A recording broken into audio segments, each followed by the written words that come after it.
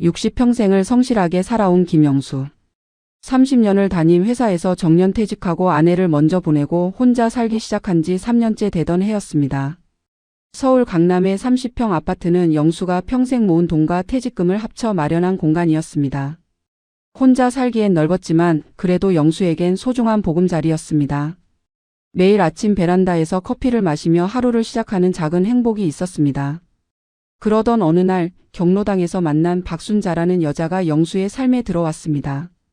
순자는 60대 초반, 단정한 차림새의 말도 예쁘게 하는 여자였습니다. 두 사람은 자연스럽게 가까워졌고 반년 정도 만남을 이어가며 서로에 대해 알아갔습니다.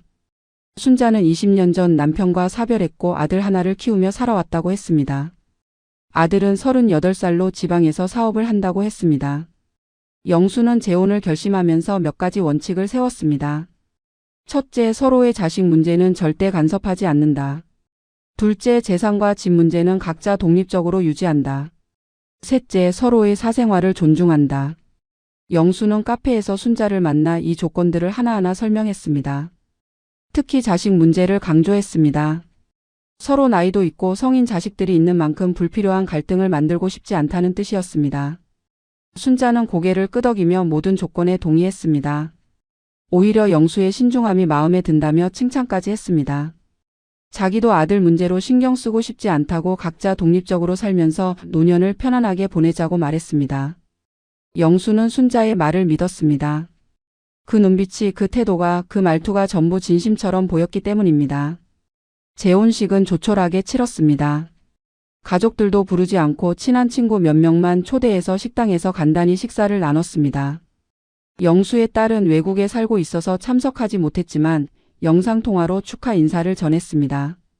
순자의 아들은 지방에서 사업 때문에 바빠서 오지 못한다고 했습니다. 영수는 오히려 다행이라고 생각했습니다.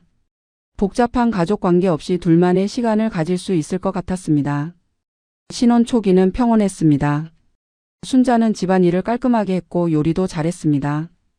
영수는 아침마다 산책을 하고 낮에는 친구들을 만나거나 독서를 했습니다. 저녁이면 함께 드라마를 보거나 이야기를 나눴습니다. 혼자 살던 집이 사람 사는 냄새로 가득 차면서 영수는 재혼을 잘했다고 생각했습니다. 적어도 그때까지는 말입니다. 순자는 가끔 아들 이야기를 꺼냈습니다. 사업이 어렵다는 둥, 요즘 경기가 안 좋다는 둥 걱정이 많다고 했습니다. 영수는 적당히 맞장구를 쳐주면서도 선을 지켰습니다. 자식 문제는 간섭하지 않기로 한 약속을 지키려 했습니다. 순자도 영수의 태도를 이해하는 듯 했습니다. 적어도 겉으로는 그래 보였습니다. 재혼 2달이 다 되어갈 무렵이었습니다. 순자의 태도가 조금씩 변하기 시작했습니다. 아들 이야기를 더 자주 꺼냈고 어조도 점점 절박해졌습니다. 사업이 정말 어렵다고 집도 빼앗길 것 같다고 잠깐만 여기서 머물게 해주면 안 되겠냐고 조심스럽게 물었습니다. 영수는 단호하게 거절했습니다. 처음 약속을 상기시키며 자식 문제는 각자 해결하기로 했다고 말했습니다. 하지만 순자는 포기하지 않았습니다. 매일같이 아들 이야기를 하며 영수의 마음을 흔들려 했습니다. 정말 한 달만, 아니 2주일만이라도 좋으니 머물게 해달라고 애원했습니다. 영수는 흔들렸습니다. 순자의 눈물을, 그 절박함을 차마 외면할 수가 없었습니다. 결국 영수는 한 가지 조건을 내걸었습니다. 정말 잠깐만, 최대 한 달, 그리고 절대 집안일에 간섭하지 않는다는 조건으로 허락했습니다. 순자는 고맙다며 영수의 손을 잡았습니다. 정말 잠깐만 신세지고 아들이 다시 자리 잡으면 바로 나가게 하겠다고 약속했습니다. 영수는 그 약속을 믿었습니다. 아니, 믿고 싶었습니다. 하지만 그 순간 영수는 자신이 돌이킬 수 없는 실수를 했다는 걸 미처 깨닫지 못했습니다. 이것이 시작이었습니다. 영수가 자기 집에서 쫓겨나는 악몽의 시작이었습니다. 순자의 아들 박민수가 집에 들어온 날을 영수는 평생 잊지 못할 것입니다. 토요일 오후 초인종이 울렸습니다. 문을 열자 키가 크고 덩치가 좋은 30대 후반의 남자가 서 있었습니다. 민수였습니다. 그런데 문제는 그의 뒤에 있었습니다. 캐리어 2개, 커다란 이삿짐 박스 5개, 그리고 각종 생활용품이 현관 앞에 쌓여 있었습니다. 잠깐 머문다던 사람의 짐이 아니었습니다. 영수는 당황했습니다. 순자에게 눈빛으로 항의했지만 순자는 눈을 피하며 얼른 아들을 안으로 들였습니다. 민수는 영수에게 간단히 인사를 했습니다. 목소리는 낮고 무뚝뚝했습니다. 감사하다거나 미안하다는 말은 없었습니다. 그저 형식적인 인사 한마디뿐이었습니다. 영수는 불쾌함을 느꼈지만 순자의 손전 때문에 참았습니다. 짐을 들여놓는 과정은 더 가관이었습니다. 민수는 거실 한쪽을 완전히 점령했습니다. 박스들을 거실 구석에 쌓아놓고 캐리어는 소파 옆에 세워뒀습니다. 영수가 조심스럽게 물었습니다. 이게 다 필요한 물건이냐고. 잠깐 있을 거면서 왜 이렇게 많은 짐을 가져왔냐고 말입니다. 민수는 대충 대답했습니다. 사업 정리하면서 챙길 게 많았다고. 어차피 금방 나갈 거니까 신경 쓰지 말라고 했습니다. 그날 저녁 식사는 어색했습니다. 순자가 정성껏 준비한 음식이 상에 올랐지만 분위기는 싸늘했습니다. 민수는 밥을 먹으면서도 휴대폰만 들여다봤습니다. 영수가 말을 걸어도 짧게 대답하고 순자하고만 이야기를 나눴습니다. 영수는 자기 집 식탁에서 외톨이가 된 기분이었습니다. 식사를 마치고 영수가 설거지를 하려고 하자 순자가 말렸습니다. 아들이랑 이야기 좀 하고 싶다며 영수를 방으로 보냈습니다. 방에 들어간 영수는 거실에서 들려오는 모자의 대화를 들었습니다. 목소리가 컸습니다. 민수는 사업 실패 이야기를 하며 화를 냈고 순자는 달래는 목소리로 괜찮다고 여기서 좀 쉬다 가라고 말했습니다. 영수는 불안해졌습니다. 한 달이라던 약속이 지켜질지 의심스러웠습니다. 다음 날 아침 영수는 평소처럼 일찍 일어났습니다. 베란다에서 커피를 마시려는데 거실이 엉망이었습니다. 소파에는 이불과 베개가 널려 있었고 어젯밤에 먹은 과자 봉지와 음료수 캔이 테이블 위에 그대로 있었습니다. 민수는 아직 자고 있었습니다. 영수는 한숨을 쉬며 직접 치웠습니다. 순자는 부엌에서 아침 준비를 하고 있었습니다. 영수가 조심스럽게 말했습니다. 아들이 너무 편하게 구는 것 같다고. 손님이면 손님답게 조심해야 하는 거 아니냐고 말입니다. 순자는 미안하다며 아들한테 말하겠다고 했습니다. 하지만 그 말투에는 진심이 없었습니다. 오히려 영수가 너무 예민하게 구는 것처럼 느껴졌습니다. 영수는 더 이상 말하지 않았습니다. 벌써부터 순자와 갈등을 만들고 싶지 않았습니다. 일주일이 지났습니다. 민수는 집에 완전히 정착한 듯 했습니다. 매일 아침 늦게 일어나서 거실을 차지했고 하루 종일 휴대폰을 보거나 컴퓨터로 뭔가를 했습니다. 취업 준비를 한다고 했지만 영수가 보기엔 그냥 놀고 있는 것 같았습니다. 민수는 영수와 눈도 잘 마주치지 않았습니다. 영수가 거실에 나가면 슬쩍 자리를 피하거나 아니면 이어폰을 끼고 자기 세계에 빠져 있었습니다. 더 큰 문제는 생활 습관이었습니다. 민수는 밤늦게까지 깨어 있었습니다. 거실에서 영화를 보거나 게임을 했습니다.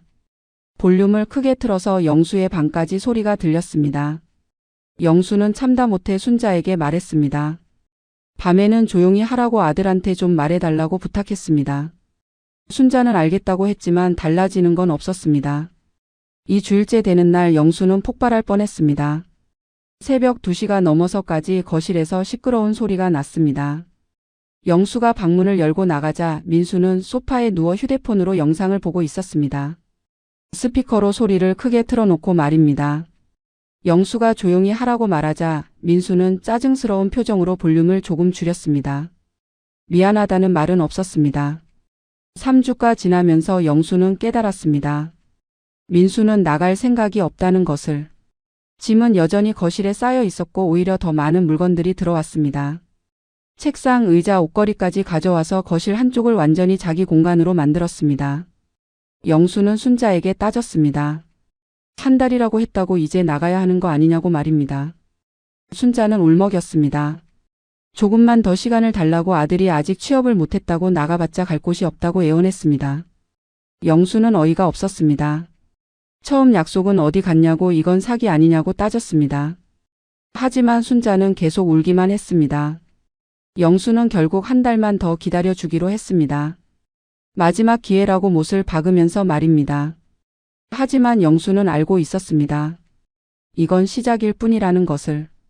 더 큰 지옥이 기다리고 있다는 것을 말입니다. 한 달은 또 금방 지나갔습니다.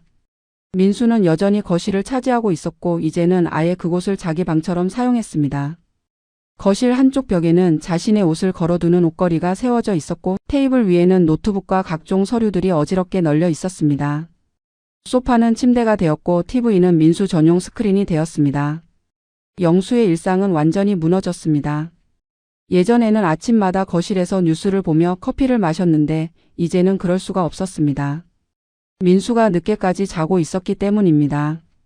영수가 조심조심 거실로 나가도 민수는 짜증스러운 얼굴로 뒤척이며 소음을 내지 말라는 눈빛을 보냈습니다. 영수는 자기 집에서 눈치를 보게 되었습니다. 저녁 시간은 더 심각했습니다.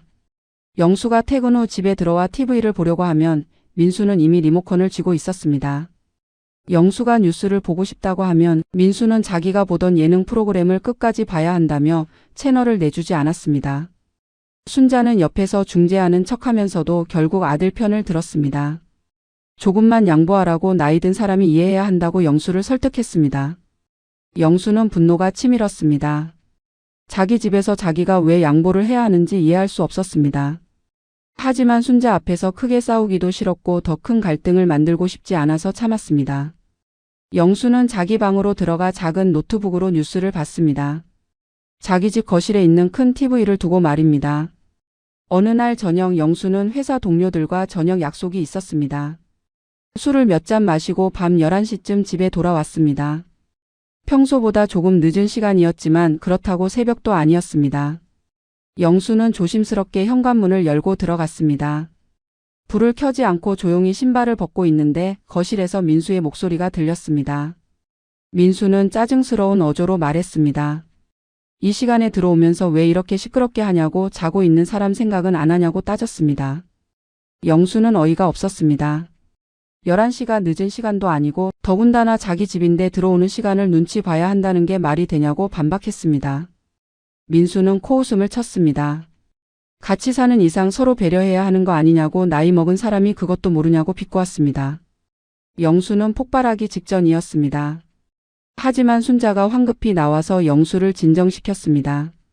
조용히 좀 하자고 이웃들 다 듣는다고 말리며 영수를 방으로 데려갔습니다. 영수는 방문을 쾅 닫으며 침대에 주저앉았습니다. 자기 집에서 들어오는 시간까지 눈치를 봐야 한다니 이게 말이 되는 상황인가 싶었습니다. 다음 날부터 영수는 늦게 들어올 때마다 조심하게 되었습니다. 신발을 벗을 때도 방문을 닫을 때도 물소리를 낼 때도 최대한 조용히 했습니다. 자기 집에서 손님처럼 행동하는 자신이 한심했습니다. 하지만 매일 밤 갈등을 만들 자신도 없었습니다. 순자는 영수에게 고맙다며 손을 잡았지만 그 손길이 영수에겐 차갑게만 느껴졌습니다. 주말이었습니다. 영수는 친구들을 집으로 초대하고 싶었습니다. 오랜만에 만나서 화투도 치고 이야기도 나누고 싶었습니다. 순자에게 미리 말했습니다. 토요일 오후에 친구 3명이 온다고 저녁까지 있다 갈 거라고 알렸습니다. 순자는 알겠다고 했지만 표정이 밝지 않았습니다. 토요일 오후 친구들이 왔습니다. 영수는 오랜만에 웃으며 친구들을 맞이했습니다. 거실에 모여 앉아 이야기를 나누는데 민수가 방에서 나왔습니다. 인사도 없이 냉장고를 열어 음료를 꺼내 마시더니 불쾌한 표정으로 다시 자기 공간으로 돌아갔습니다. 친구들은 어색한 표정을 지었습니다. 영수는 창피했습니다. 저녁 식사 시간이 되었습니다. 순자가 음식을 준비했고 친구들과 함께 식사를 하려는 순간이었습니다. 민수가 또 나타났습니다. 이번에는 노골적으로 불편한 기색을 드러냈습니다. 자기는 언제 밥을 먹냐고 손님들 때문에 자기가 불편하다고 순자에게 투덜댔습니다. 순자는 황급히 민수를 달래며 먼저 밥을 차려줬습니다. 친구들은 일찍 자리를 떴습니다. 분위기가 너무 어색했기 때문입니다. 영수는 친구들을 배웅하며 미안하다고 사과했습니다. 친구들은 괜찮다고 했지만 표정에는 동정이 가득했습니다.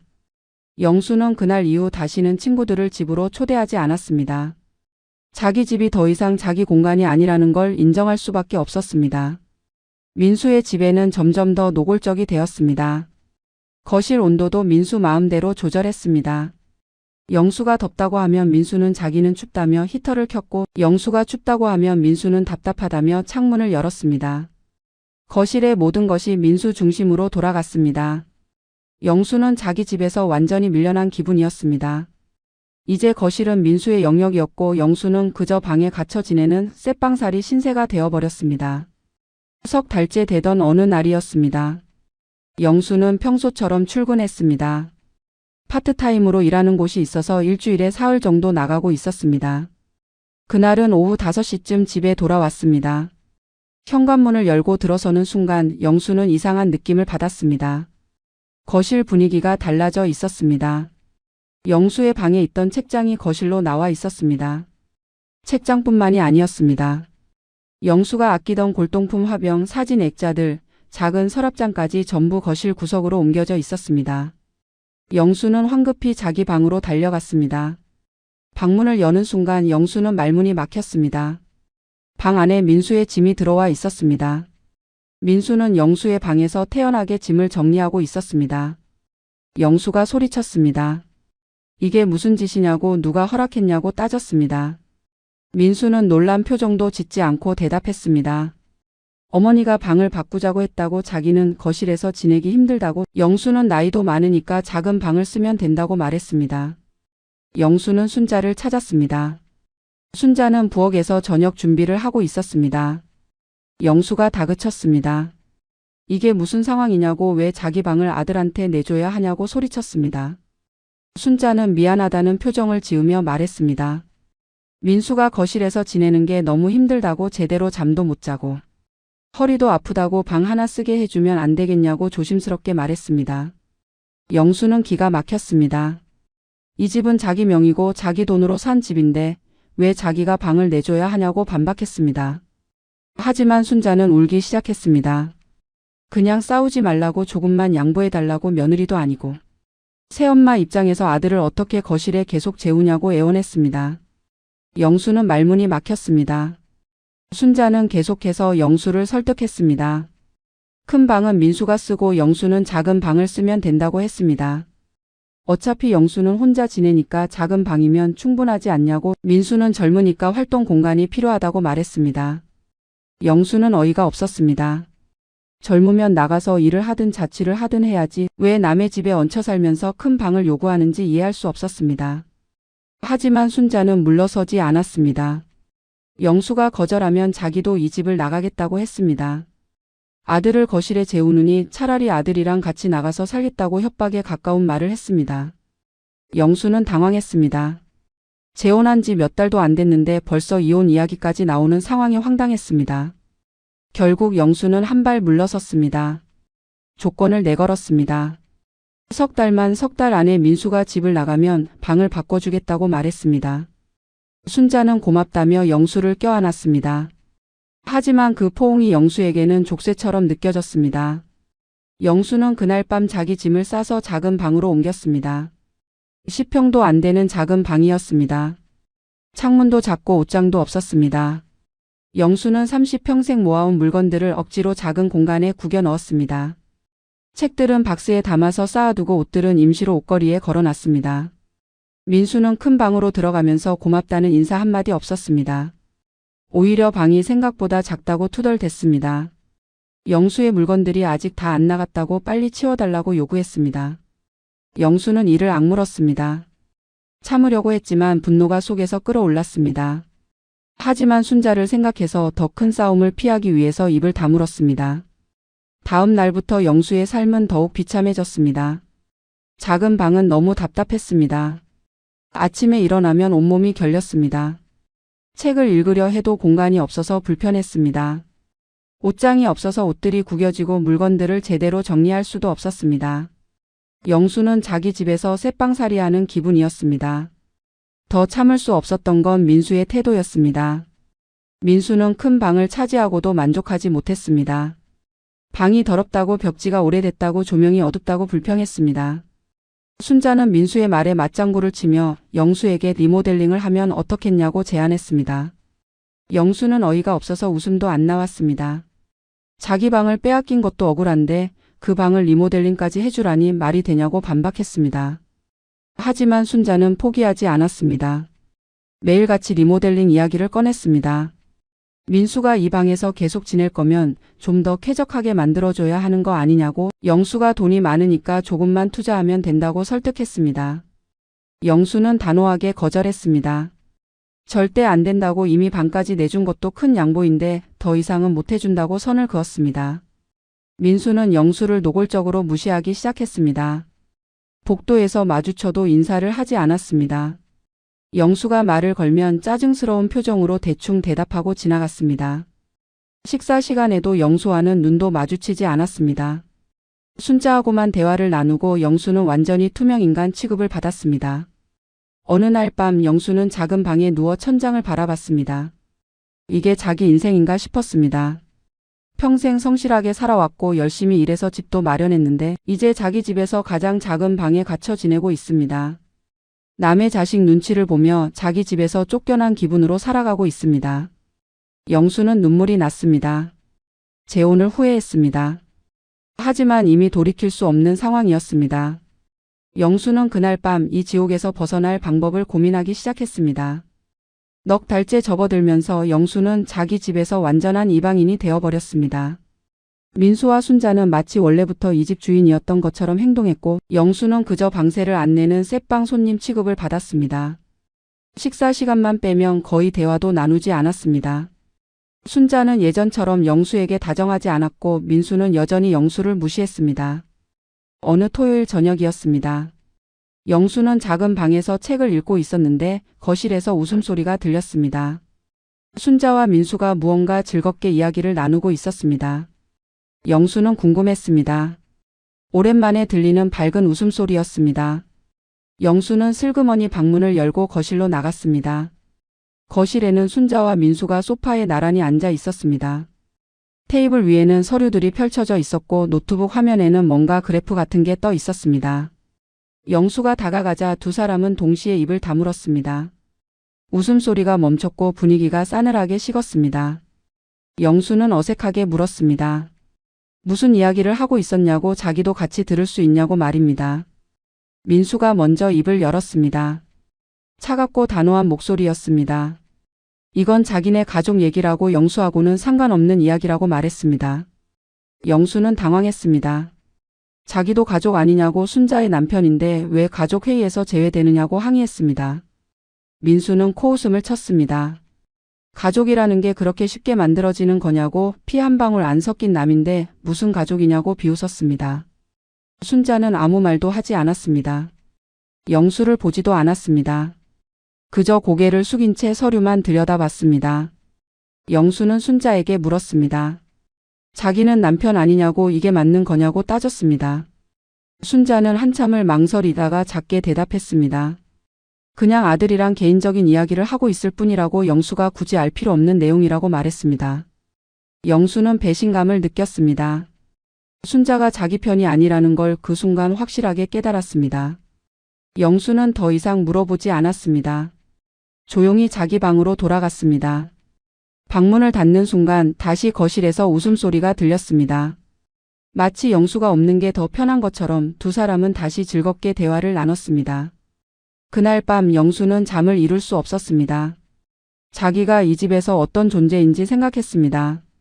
법적으로는 집주인이고 순자의 남편이지만 실제로는 아무것도 아니었습니다. 의사결정에서 배제되고 대화에서 소외되고 가족으로 인정받지 못하는 존재였습니다. 영수는 후회했습니다. 왜 재혼을 했을까? 왜 순자의 말을 믿었을까? 왜 민수를 집에 들였을까? 자책했습니다. 다음 주에도 비슷한 상황이 반복됐습니다. 영수가 거실에 나가면 대화가 멈췄습니다.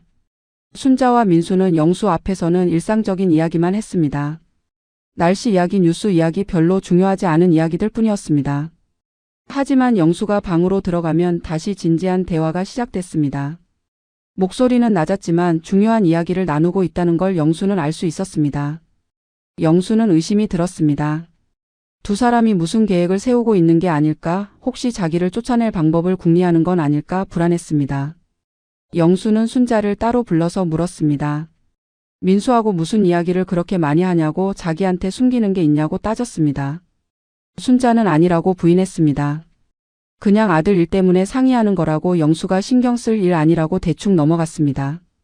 하지만 영수는 믿을 수 없었습니다. 순자의 눈빛이 예전과 달랐습니다. 따뜻함이 사라지고 차가움만 남았습니다. 영수는 확신했습니다.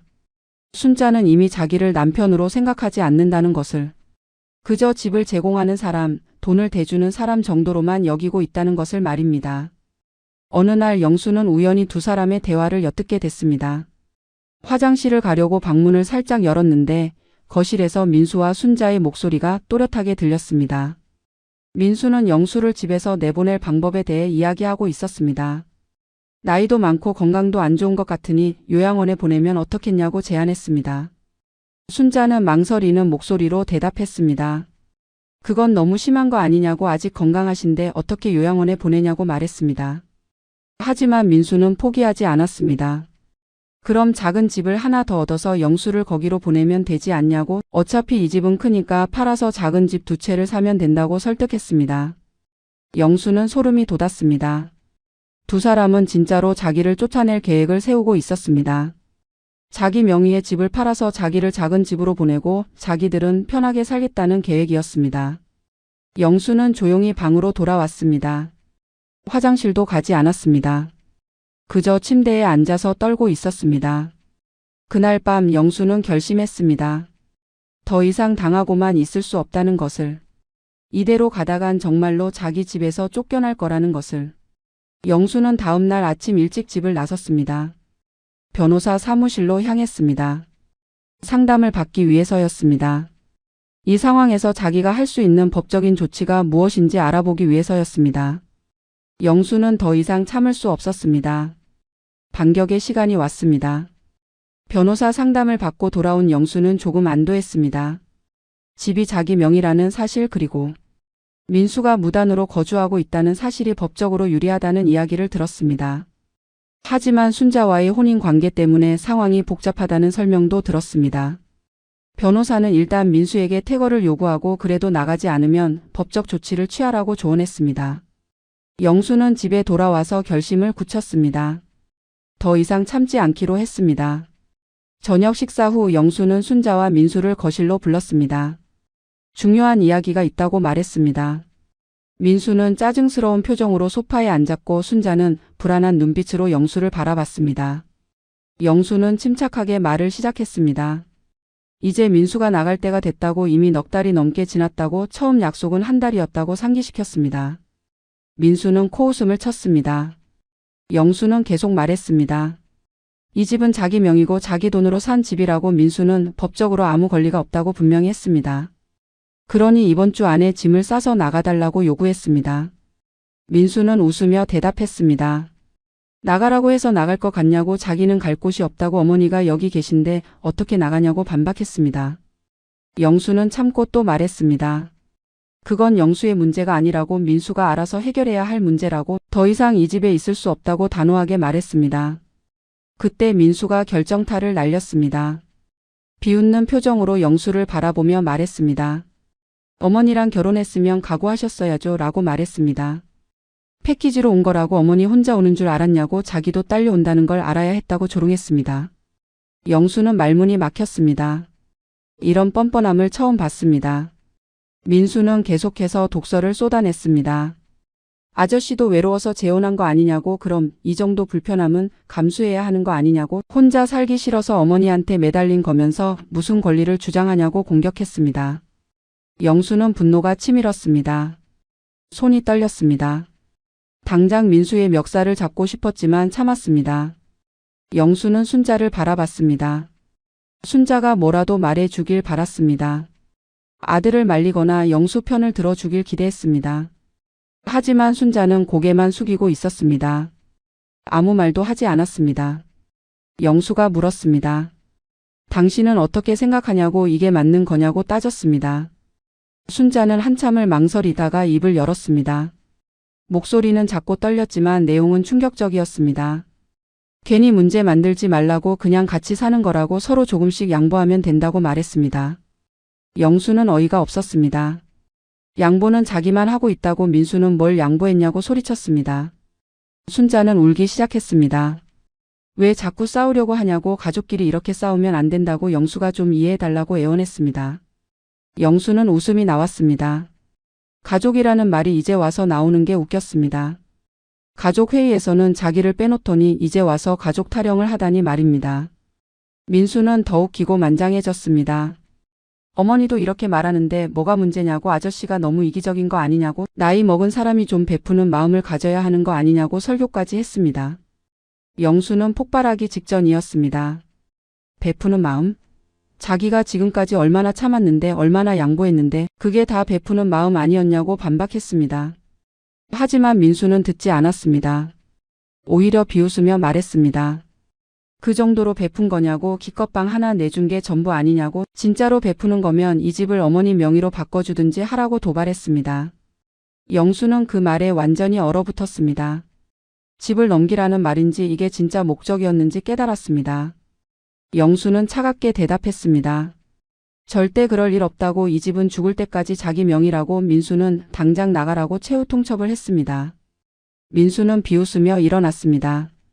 나가라고 해서 나갈 것 같으냐고, 법적으로 어떻게 할 건지 한번 해보라고 도전했습니다. 그리고는 자기 방으로 들어가 문을 쾅 닫았습니다. 순자는 계속 울고 있었습니다. 영수에게 매달리며 제발 참아달라고, 조금만 더 시간을 달라고, 아들이 곧 취업할 거라고 변명했습니다. 하지만 영수는 더 이상 듣지 않았습니다. 순자의 손을 뿌리치고 자기 방으로 들어갔습니다. 그날 밤 영수는 다시 변호사에게 전화를 걸었습니다. 본격적으로 법적 조치를 시작하겠다고 말했습니다.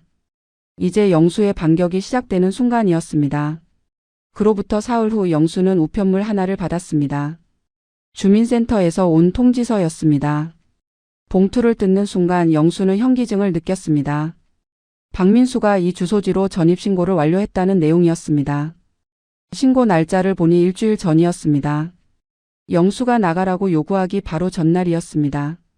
영수는 당장 주민센터에 전화를 걸었습니다. 어떻게 집주인 동의도 없이 전입신고가 가능하냐고 따졌습니다. 담당 공무원은 침착하게 설명했습니다. 배우자의 주소지로 전입신고를 하는 경우 그 자녀도 함께 신고할 수 있다고, 순자가 동의했다면 법적으로 문제없다고 답했습니다. 영수는 기가 막혔습니다. 순자가 영수 몰래 민수의 전입신고를 도왔다는 뜻이었습니다. 영수는 순자를 찾았습니다. 통지서를 들이밀며 소리쳤습니다. 왜 자기 허락도 없이 민수를 전입시켰냐고 따졌습니다. 순자는 당황한 표정을 지었습니다. 하지만 곧 태도를 바꿨습니다. 별거 아니라고, 그냥 형식적인 절차일 뿐이라고. 영수는 믿을 수가 없었습니다. 전입신고가 얼마나 중요한 건지 순자가 모를 리 없었습니다. 민수는 이제 법적으로 이 집의 거주자가 되었습니다. 쫓아내기가 훨씬 어려워진 것입니다. 영수는 순자에게 당장 전입 말소를 하라고 요구했습니다. 순자는 거절했습니다. 이미 신고한 걸 왜 취소하냐고, 아들이 주소지가 필요하다고, 취업 준비할 때 주소가 있어야 한다고 변명했습니다. 영수는 화가 머리끝까지 났습니다. 이건 명백한 배신이었습니다. 영수 몰래 민수를 법적으로 이 집에 눌러앉게 만든 것입니다. 민수는 자기 방에서 나와 웃으며 말했습니다. 이제 자기도 이 집 사람이라고, 법적으로 인정받은 거주자라고 당당하게 선언했습니다. 영수는 떨리는 목소리로 대답했습니다. 집주인은 자기라고, 명의가 자기 이름이라고, 전입신고는 아무 의미 없다고 반박했습니다. 하지만 민수는 비웃었습니다. 법은 거주자를 보호한다고 함부로 쫓아내려다간 불법이 될 거라고 협박했습니다. 영수는 그날 즉시 변호사에게 연락했습니다. 상황을 설명하고 어떻게 해야 하는지 물었습니다. 변호사는 심각하게 받아들였습니다. 전입신고가 되어 있으면 퇴거 절차가 복잡해진다고, 하지만 불가능한 건 아니라고 설명했습니다. 집주인의 동의 없이 이루어진 거주이고 임대차 계약도 없으니 법적으로 퇴거 요구를 할 수 있다고 조언했습니다. 영수는 변호사의 도움을 받아 내용 증명을 준비하기 시작했습니다. 민수에게 공식적으로 퇴거를 요구하는 문서였습니다. 더 이상 대화로 해결할 수 없다는 걸 깨달았습니다. 법적인 절차를 밟아야만 이 상황에서 벗어날 수 있었습니다. 영수는 밤새 서류를 검토하고 변호사와 통화하며 계획을 세웠습니다. 다음 날 영수는 순자에게 마지막으로 기회를 줬습니다. 민수를 설득해서 일주일 안에 나가게 하면 법적 조치를 취하지 않겠다고 말했습니다. 하지만 순자는 오히려 화를 냈습니다. 왜 자꾸 아들을 쫓아내려 하냐고, 이렇게까지 할 거면 이혼하자고 극단적인 말을 꺼냈습니다. 영수는 답답했습니다. 순자는 영수보다 아들을 선택했습니다. 완전하고 명확하게 말입니다. 영수는 더 이상 기대하지 않았습니다. 순자에게 말했습니다. 원하는 대로 하라고 하지만 민수는 반드시 이 집에서 나가게 만들 거라고 선언했습니다. 순자는 울면서 영수를 원망했습니다. 어떻게 이럴 수 있냐고 재혼할 때 서로 의지하며 살자고 했던 약속은 어디 갔냐고 따졌습니다. 영수는 차갑게 웃었습니다. 그 약속을 먼저 깬 건 순자라고, 자식 문제는 간섭하지 않기로 했던 약속을 먼저 배신한 건 순자라고 상기시켰습니다. 그날 밤 영수는 집안 분위기가 얼어붙은 걸 느꼈습니다. 순자는 영수와 말도 하지 않았고 민수는 더욱 당당하게 집안을 활보했습니다. 마치 자기가 진짜 집주인이라도 된 것처럼 행동했습니다. TV 리모컨을 독차지하고 냉장고를 마음대로 열고 큰 소리로 전화 통화를 했습니다. 영수는 이 모든 걸 지켜보며 이를 악물었습니다. 며칠 후 내용 증명이 발송됐습니다. 민수에게 정식으로 퇴거를 요구하는 법적 문서였습니다. 사유는 명확했습니다.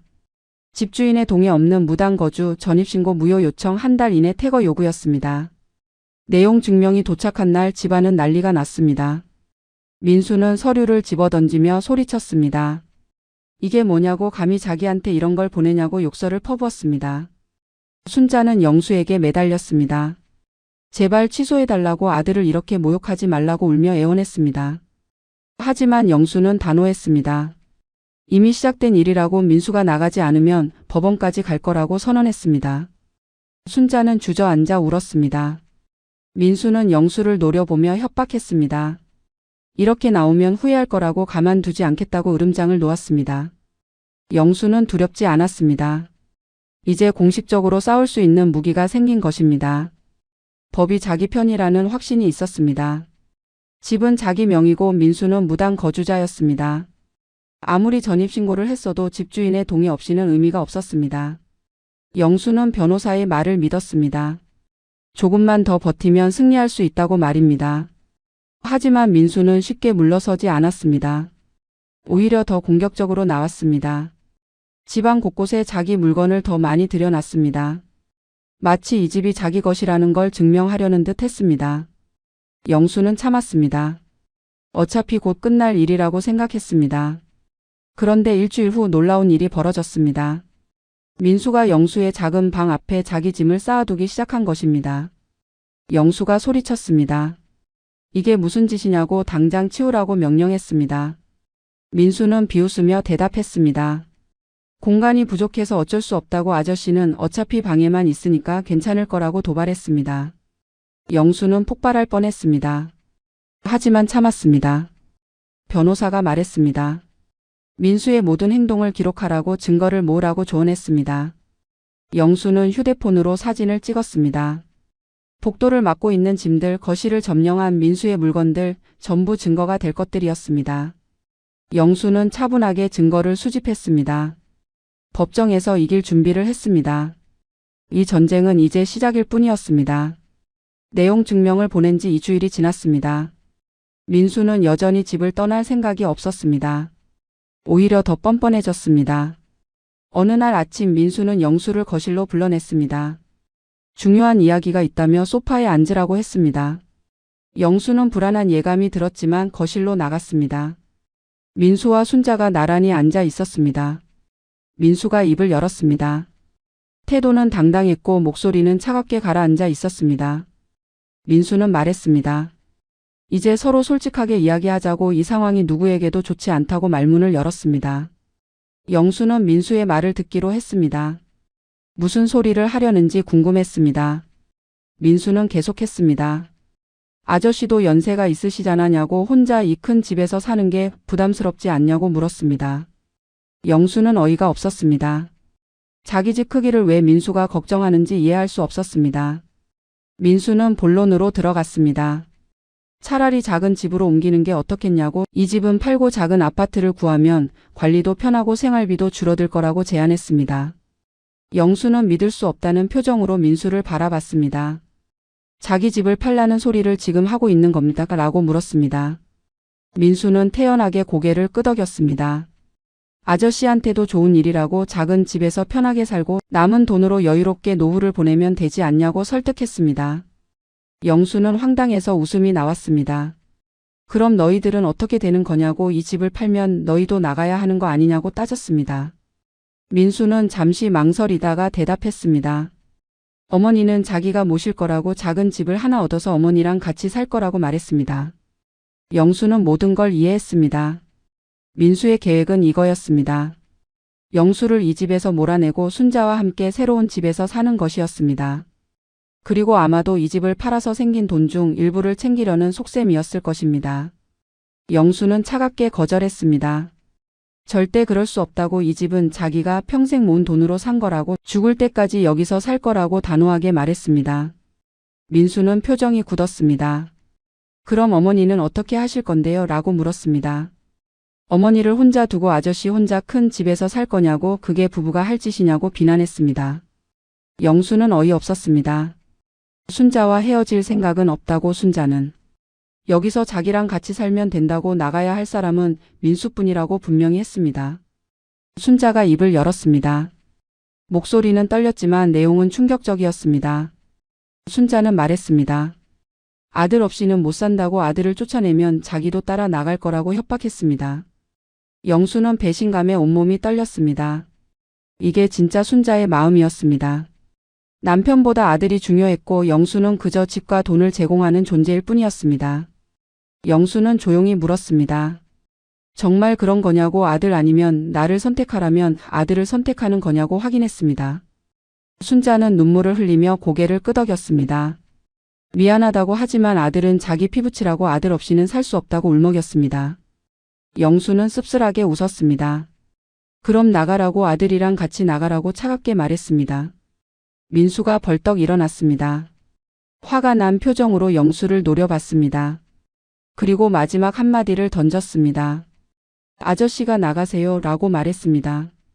이 집에 어울리지 않는 사람은 아저씨라고 나이만 많지. 생각은 어린애 같다고 차라리 혼자 작은 집에서 외롭게 사는 게 어울린다고 모욕했습니다. 영수는 주먹을 불끈 쥐었습니다. 하지만 때리지는 않았습니다. 대신 차갑게 대답했습니다. 이 집은 자기 거라고 나갈 사람은 민수라고 법적으로 끝까지 싸울 거라고 선언했습니다. 민수는 비웃었습니다. 한번 해보라고 자기도 변호사를 선임할 거라고 어머니가 이 집에 거주할 권리가 있고 자기는 어머니의 보호자라고 주장할 거라고 맞섰습니다. 영수는 더 이상 대화가 무의미하다는 걸 깨달았습니다. 조용히 자기 방으로 돌아갔습니다. 그리고 변호사에게 전화를 걸었습니다. 상황을 설명하고 더 강력한 조치를 취하고 싶다고 말했습니다. 변호사는 이해한다며 가처분 신청을 준비하자고 제안했습니다. 법원에 민수의 즉시 퇴거를 요구하는 절차였습니다. 다음 날부터 영수는 본격적으로 법적 대응을 준비했습니다. 변호사와 매일 만나고 서류를 준비하고 증거를 정리했습니다. 민수의 무단 거주 사실, 집주인의 동의 없이 이루어진 전입신고, 협박과 모욕적인 발언들 전부 기록했습니다. 영수는 녹음도 시작했습니다. 민수와의 대화를 몰래 녹음해서 증거로 제출할 계획이었습니다. 집안 분위기는 최악이었습니다. 순자는 영수와 완전히 등을 돌렸습니다. 밥도 따로 차려주지 않았고 말도 하지 않았습니다. 영수는 혼자 간단히 식사를 해결했습니다. 민수는 더욱 거만해졌습니다. 영수가 거실에 나가면 큰 소리로 웃으며 친구들과 통화를 했습니다. 영수를 무시하고 조롱하는 내용이었습니다.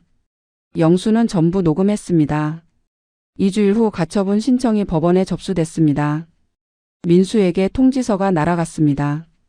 법원에 출석하라는 명령이었습니다. 민수는 당황한 기색을 보였습니다. 처음으로 영수가 진짜로 법적 조치를 취한다는 걸 실감한 것입니다. 민수는 부랴부랴 변호사를 알아봤습니다. 하지만 비용이 만만치 않았고 승소 가능성도 낮다는 이야기를 들었습니다. 영수는 조용히 준비를 이어갔습니다. 법정에서 이기기 위해 모든 증거를 완벽하게 정리했습니다. 사진, 녹음, 문자 메시지, 내용 증명, 전입신고, 무효 요청서 모든 것이 영수에게 유리했습니다. 변호사는 자신했습니다. 이 정도면 충분히 이길 수 있다고 민수는 반드시 나가게 될 거라고 확신했습니다. 영수는 그 말을 믿으며 법정 날짜를 기다렸습니다. 드디어 반격의 날이 다가오고 있었습니다. 법정 날짜가 잡혔습니다. 선임한 변호사와 매일 만나며 대응을 준비했지만 표정은 밝지 않았습니다. 순자는 불안한 듯 매일 기도를 했습니다.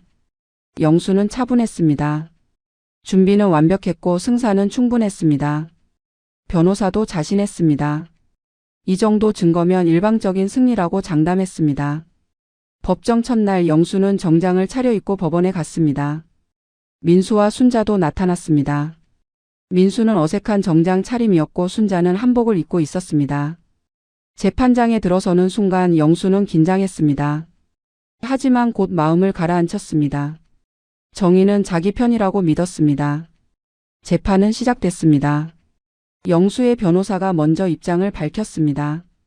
민수는 집주인의 동의 없이 무단으로 거주하고 있으며 전입신고도 불법적으로 이루어졌다고 주장했습니다. 증거 서류를 제출했습니다. 집등기부등본, 재혼계약서, 민수와의 대화 녹음, 사진 자료들이 차례로 제시됐습니다. 판사는 서류들을 꼼꼼히 검토했습니다.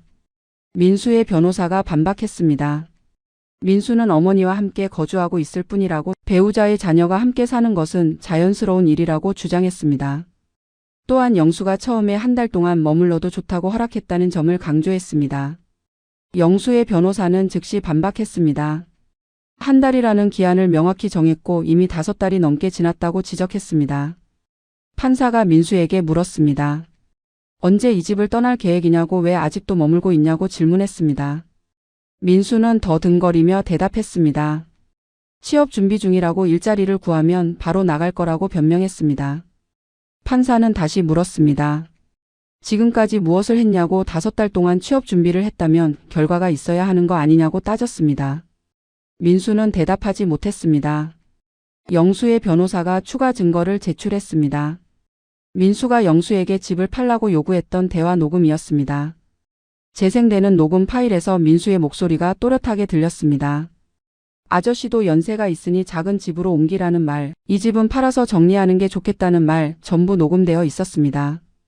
판사는 심각한 표정을 지었습니다. 민수의 변호사는 당황했습니다. 변명을 시도했습니다. 그건 그저 제안이었을 뿐이라고, 강요한 게 아니라고 주장했습니다. 하지만 영수의 변호사는 추가 녹음을 제출했습니다. 민수가 영수에게 나가라고 말했던 부분, 어울리지 않는다고 모욕했던 부분, 전부 명확하게 기록되어 있었습니다. 법정은 조용했습니다. 판사가 순자에게 물었습니다. 당신의 입장은 무엇이냐고, 남편과 아들 사이에서 누구 편이냐고 질문했습니다. 순자는 울먹이며 대답했습니다. 아들이 가였다고, 갈 곳이 없다고, 제발 조금만 더 시간을 달라고 애원했습니다. 판사는 고개를 저었습니다. 이건 동정의 문제가 아니라 법의 문제라고, 집주인의 권리를 침해하고 있다고 지적했습니다. 재판은 2시간 정도 진행됐습니다. 영수는 모든 질문에 명확하게 대답했습니다. 민수는 제대로 대답하지 못했습니다. 결국 판사는 판결을 유보하고 이 주일 후 최종 판결을 내리겠다고 선언했습니다. 영수는 법정을 나오며 안도했습니다. 변호사는 잘했다며 격려했습니다. 승소가 거의 확실하다고 말했습니다. 하지만 집으로 돌아온 영수를 기다린 건 더 큰 지옥이었습니다. 민수는 완전히 이성을 잃은 듯 했습니다. 영수가 집에 들어서자마자 욕설을 퍼부었습니다. 어떻게 감히 자기를 법정에 세우냐고, 나이 먹은 노인이 체면도 없냐고 소리쳤습니다. 영수는 무시하고 자기 방으로 가려 했습니다. 하지만 민수는 영수를 막아섰습니다. 민수는 협박했습니다. 법원에서 이기면 뭐하냐고, 자기는 절대 안 나간다고, 억지로 쫓아내려면 큰일 날 거라고 으름장을 놓았습니다. 영수는 차갑게 대답했습니다. 법원 판결이 나면 강제 집행을 할 거라고, 경찰을 불러서라도 내보낼 거라고 맞섰습니다. 민수는 비웃었습니다. 그럼 어머니도 같이 쫓아낼 거냐고, 그럼 이혼이라고 협박했습니다. 영수는 이미 각오가 되어 있었습니다. 조용히 말했습니다. 이혼도 상관없다고, 이미 순자는 자기 아내가 아니라고, 아들만 챙기는 여자와는 더 이상 살 수 없다고 선언했습니다. 순자는 충격받은 표정으로 영수를 바라봤습니다. 하지만 영수는 돌아보지 않았습니다. 방으로 들어가 문을 잠갔습니다. 그날 밤 집안은 아수라장이 됐습니다. 민수는 거실에서 물건들을 집어던지며 난동을 부렸습니다. 순자는 울면서 아들을 말렸지만 소용없었습니다. 영수는 방 안에서 모든 소리를 들었습니다. 하지만 나가지 않았습니다. 경찰을 불러야 하나 고민했지만 조금만 더 참기로 했습니다. 곧 판결이 날 테니까요. 이 주일은 길게 느껴졌습니다. 집안 분위기는 최악이었습니다. 민수는 영수를 볼 때마다 살기등등한 눈빛을 보냈습니다. 순자는 영수에게 매달렸습니다. 제발 소송을 취하해달라고, 아들을 용서해달라고 무릎까지 꿇으며 애원했습니다. 하지만 영수는 단호했습니다. 이미 돌이킬 수 없는 강을 건넜다고 끝까지 갈 거라고 선언했습니다. 민수는 마지막 발악을 했습니다. 영수의 물건들을 건드리기 시작했습니다. 작은 방에 있던 영수의 책들을 거실에 쌓아놨고 영수가 아끼던 골동품을 함부로 다뤘습니다. 영수가 항의하자 민수는 비웃었습니다. 곧 이 집에서 나가야 할 사람은 영수라고, 미리 짐 싸는 연습이라도 하라고 조롱했습니다. 영수는 참았습니다. 모든 것을 사진으로 찍고 기록했습니다. 드디어 판결 날이 왔습니다. 영수는 다시 법정에 섰습니다. 민수와 순자도 긴장한 표정으로 자리에 앉았습니다. 판사가 입장했고 법정은 숙연해졌습니다. 판사는 서류를 정리하며 입을 열었습니다. 이 사건을 면밀히 검토했다고 명확한 판단을 내리겠다고 말했습니다. 판사의 판결문이 낭독됐습니다. 핵심은 간단했습니다. 민수의 거주는 집주인인 영수의 명시적 동의를 받지 않은 무단 거주로 판단한다. 한 달이라는 기한을 명확히 정했음에도 불구하고 5달 이상 거주한 것은 계약 위반이다. 전입신고는 집주인의 동의 없이 이루어진 것으로 무효이며 즉시 말소되어야 한다. 민수는 이 판결문이 송달된 날로부터 2주일 이내에 해당 주소지에서 퇴거해야 한다. 법정은 조용했습니다. 민수는 얼굴이 하얗게 질렸습니다. 순자는 주저앉아 울기 시작했습니다. 영수는 안도의 한숨을 쉬었습니다. 드디어 끝이 보였습니다. 변호사는 영수의 어깨를 두드리며 축하했습니다. 완벽한 승리라고, 이제 합법적으로 민수를 내보낼 수 있다고 말했습니다. 법정을 나서는 영수를 민수가 막아섰습니다. 떨리는 목소리로 말했습니다. 이게 끝이 아니라고, 항소할 거라고, 끝까지 싸우겠다고 위협했습니다. 영수의 변호사가 끼어들었습니다. 항소는 권리지만 승소 가능성은 없다고, 오히려 비용만 더 들 거라고 충고했습니다. 민수는 아무 말도 못하고 고개를 떨궜습니다. 집으로 돌아온 영수는 처음으로 홀가분한 기분을 느꼈습니다. 법이 자신을 보호해줬습니다. 정의가 승리한 것입니다. 영수는 그날 밤 오랜만에 편하게 잠들었습니다. 악몽 같던 5달이 드디어 끝나가고 있었습니다. 이제 남은 건 민수가 실제로 집을 떠나는 것뿐이었습니다. 하지만 민수는 쉽게 포기하지 않았습니다. 판결이 난 후에도 짐을 싸지 않았습니다. 이 주일이라는 기한을 끝까지 버티겠다는 듯 했습니다. 영수는 매일 날짜를 세웠습니다. 변호사는 기한이 지나면 즉시 강제 집행을 신청하라고 조언했습니다. 영수는 그렇게 하기로 했습니다. 이 주일째 되는 날 아침 영수가 일어나 거실로 나갔습니다. 민수의 짐이 조금씩 정리되고 있었습니다. 박스들이 테이프로 봉해져 있었고 캐리어가 현관 옆에 세워져 있었습니다. 민수는 어두운 표정으로 짐을 정리하고 있었습니다. 순자는 부엌에서 울고 있었습니다. 영수는 아무 말도 하지 않았습니다. 그저 지켜볼 뿐이었습니다. 민수가 짐을 싸는 모습을, 순자가 우는 모습을 냉정하게 바라봤습니다. 동정심은 들지 않았습니다. 오히려 당연한 결과라고 생각했습니다. 자기 집에서 자기가 당한 모욕과 고통을 생각하면 이 정도는 아무것도 아니었습니다. 마지막 날이 왔습니다. 민수는 모든 짐을 현관에 쌓아놨습니다. 이삿짐 센터를 부른 듯 했습니다. 순자는 영수에게 마지막으로 매달렸습니다. 제발 아들을 용서해달라고, 한 번만 더 기회를 달라고 애원했습니다. 하지만 영수는 고개를 저었습니다. 이미 여러 번 기회를 줬다고, 더 이상은 없다고 단호하게 말했습니다. 이삿짐 트럭이 도착했습니다. 작업자들이 민수의 짐을 하나씩 실어 날랐습니다. 민수는 마지막까지 영수를 노려봤습니다. 하지만 아무 말도 하지 않았습니다. 모든 짐이 실리고 민수가 현관문을 나서는 순간이었습니다. 영수는 조용히 말했습니다. 다시는 돌아오지 말라고, 이 집 문턱을 넘지 말라고 경고했습니다. 민수는 대답하지 않았습니다. 그저 문을 쾅 닫고 나갔습니다. 트럭이 떠나는 소리가 들렸습니다. 영수는 창문으로 그 모습을 지켜봤습니다. 트럭이 시야에서 완전히 사라질 때까지 말입니다. 그리고 나서야 영수는 깊은 한숨을 쉬었습니다. 드디어 끝났습니다. 지옥 같던 5달이 완전히 끝난 것입니다. 민수가 떠난 후 집은 텅 비었습니다. 거실에 쌓여있던 박스들, 소파를 차지하고 있던 이불들, 테이블 위에 널려있던 민수의 물건들 전부 사라졌습니다. 영수는 천천히 거실을 걸어 다녔습니다. 오랜만에 자기 집 같은 느낌이 들었습니다. 공기도 더 맑게 느껴졌고 공간도 더 넓어 보였습니다. 순자는 며칠 동안 방에만 틀어박혀 있었습니다. 밥도 제대로 먹지 않고 말도 하지 않았습니다. 영수는 내버려 뒀습니다. 순자가 스스로 결정할 시간을 주기로 했습니다. 아들을 따라갈 것인지 아니면 이 집에 남을 것인지 말입니다.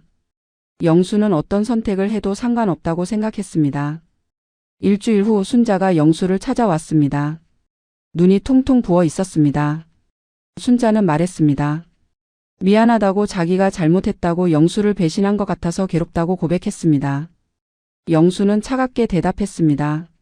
미안하다는 말로 다 해결되는 건 아니라고, 이미 신뢰는 깨졌다고 말했습니다. 순자는 울며 물었습니다. 그럼 어떻게 하면 되냐고, 용서받을 수 있는 방법이 있냐고 애원했습니다. 영수는 한참을 생각하다가 대답했습니다. 용서는 시간이 필요하다고, 지금 당장은 어렵다고 하지만 순자가 진심으로 반성하고 변한다면 생각해 보겠다고 말했습니다. 순자는 고개를 끄덕였습니다. 하지만 며칠 후 순자는 다시 아들 이야기를 꺼냈습니다. 민수가 어렵게 지내고 있다고, 고시원에서 힘들게 산다고, 안쓰럽다고 말했습니다. 영수는 단호하게 선을 그었습니다. 아들 문제는 더 이상 언급하지 말라고, 그 이야기만 나오면 대화를 중단하겠다고 경고했습니다. 순자는 입을 다물었지만 표정은 불만스러웠습니다. 영수는 깨달았습니다. 순자는 변하지 않을 거라고, 아들을 포기하지 못할 거라고 확신했습니다. 영수는 결심했습니다. 이혼하기로 말입니다. 더 이상 이 관계를 이어갈 이유가 없었습니다. 신뢰도 없고 사랑도 없고 그저 법적인 혼인 관계만 남아 있을 뿐이었습니다. 영수는 순자에게 조용히 말했습니다. 이혼하자고, 이제 각자의 길을 가자고 제안했습니다. 순자는 충격받은 표정을 지었습니다. 울면서 매달렸습니다. 제발 한 번만 더 기회를 달라고, 정말로 잘하겠다고, 아들 이야기는 다시 안 하겠다고 약속했습니다. 하지만 영수는 고개를 저었습니다. 이미 여러 번 기회를 줬다고, 더 이상은 믿을 수 없다고 단호하게 말했습니다. 순자는 결국 항복했습니다. 이혼 서류에 서명했습니다. 울면서 떨리는 손으로 자기 이름을 썼습니다. 영수는 감정 없이 그 모습을 지켜봤습니다. 동정심도 미안함도 들지 않았습니다. 그저 이 모든 게 빨리 끝나기를 바랄 뿐이었습니다. 이혼이 성립됐습니다. 순자는 일주일 안에 집을 나가기로 했습니다. 영수는 위자료도 재산 분할도 요구하지 않았습니다. 그저 깨끗하게 정리하고 싶었습니다. 순자는 소에게 이사 비용만 받고 집을 떠났습니다. 마지막 날 순자는 영수에게 말했습니다. 자기도 피해자라고, 아들 때문에 이렇게 됐다고, 영수가 좀 더 이해해줬으면 이렇게까지 안 됐을 거라고 원망했습니다. 영수는 웃었습니다. 쓸쓸한 웃음이었습니다. 순자는 끝까지 자기 잘못을 인정하지 않았습니다. 끝까지 아들을 감싸고 영수를 탓했습니다. 영수는 더 이상 말하지 않았습니다. 그저 문을 열어주고 순자가 떠나는 모습을 지켜봤습니다. 택시가 와서 순자를 태워갔습니다. 영수는 문을 닫았습니다. 집은 다시 텅 비었습니다. 하지만 이번에는 달랐습니다. 진짜로 영수만의 공간이 된 것입니다. 영수는 천천히 집 안을 걸어 다녔습니다. 거실, 부엌, 베란다 모든 공간이 자기 것이었습니다. 더 이상 눈치 볼 사람도 간섭받을 일도 없었습니다. 영수는 소파에 앉아 깊은 한숨을 쉬었습니다. 다음 날부터 영수는 집을 정리하기 시작했습니다. 민수와 순자의 흔적을 지웠습니다. 벽에 붙어있던 사진들, 옷장에 남아있던 옷 몇 벌, 부엌에 있던 그릇들 전부 버렸습니다. 영수는 새로운 가구를 들였습니다. 거실에 새 소파를 놓고 베란다에 화분을 배치했습니다. 집이 조금씩 살아나는 느낌이었습니다. 친구들이 놀러 왔습니다. 오랜만에 집에 사람들을 초대한 것입니다. 친구들은 영수를 격려했습니다. 잘한 결정이라고, 이제 편하게 살라고 위로했습니다. 영수는 친구들과 웃으며 이야기를 나눴습니다. 오랜만에 느끼는 평화로움이었습니다. 자기 집에서, 자기 공간에서 자기가 원하는 사람들과 시간을 보내는 행복이었습니다. 몇 달이 지났습니다. 영수는 완전히 일상을 되찾았습니다. 아침에 일어나 베란다에서 커피를 마시고 친구들을 만나고 저녁에는 좋아하는 드라마를 보며 시간을 보냈습니다. 혼자 사는 게 외롭지 않냐는 친구의 질문에 영수는 웃으며 대답했습니다. 혼자가 훨씬 낫다고 잘못된 사람과 함께 사는 것보다 혼자 사는 게 100배, 1000배 행복하다고 말했습니다. 어느 날 영수는 우연히 민수를 마주쳤습니다. 동네 마트에서였습니다. 민수는 초라한 모습이었습니다. 옷도 낡았고 얼굴도 수척했습니다. 민수는 영수를 보고 눈을 피했습니다. 영수는 그냥 지나쳤습니다. 인사도 말도 걸지 않았습니다. 더 이상 아무 감정도 느껴지지 않았습니다. 그저 남이었습니다. 완전한 남이었습니다. 집으로 돌아온 영수는 소파에 앉아 창밖을 바라봤습니다. 햇살이 따뜻하게 들어왔습니다. 영수는 생각했습니다. 이 모든 경험이 교훈이 되었다고, 사람을 함부로 믿어서는 안 된다는 걸 배웠다고, 특히 재혼은 정말 신중하게 해야 한다는 걸 깨달았다고 말입니다. 영수는 다시 재혼할 생각이 없었습니다. 혼자 사는 게 가장 편했습니다. 자기 집에서 자기 규칙대로 자기 마음대로 사는 삶이 최고였습니다. 더 이상 누군가의 눈치를 보지 않아도 되고 누군가의 자식 때문에 고통받지 않아도 되는 삶이 행복했습니다. 영수는 평범하고 행복한 하루를 시작했습니다. 자기 집에서 자기 방식대로 자기 인생을 살아가며 말입니다. 이것이 영수가 얻은 진짜 승리였습니다. 집을 되찾은 것도 중요했지만 더 중요한 건 자기 인생을 되찾은 것이었습니다. 그리고 영수는 그 인생을 소중히 지키며 살아갈 것입니다. 끝까지.